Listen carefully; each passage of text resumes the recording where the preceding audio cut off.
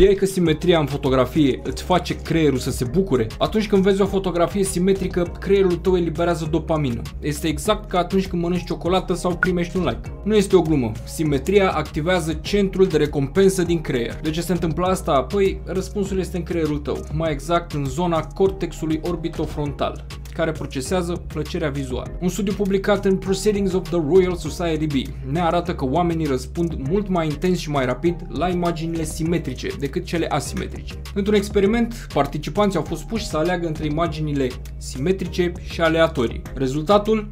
Creierul reacționa foarte intens la simetrie. Iar în Scientific Report, cercetătorii au descoperit că oamenii își pot aduce aminte mult mai repede imaginile simetrice. Memorie plus plăcere, rețeta perfectă pentru o fotografie care atrage. Folosirea simetriei în compoziția fotografiei, cum ar fi fațadele de clădiri, reflexiile sau portretele centrate, stimulează literalmente creierul privitorului. Și acesta este unul dintre motivele pentru care anumite fotografii ajung virale. Oamenii sunt programați biologic să caute ordine și echilibru, iar creierul asociază simetria cu sănătatea, frumusețea și stabilitatea. În momentul în care vezi o fotografie simetrică, instinctul tău spune: e ceva corect aici, îmi place. Și da, simetria funcționează și pe Instagram, și pe TikTok, chiar și în reclame. Fotografiile simetrice au cu până la 27% mai mult engagement, potrivit unui studiu în design vizual. Nu este magie, e neurologie. Așa că, dacă vrei ca fotografiile tale să prindă mai bine, încearcă simetria. Caută linii, centrează subiectul, joacă-te cu reflexiile.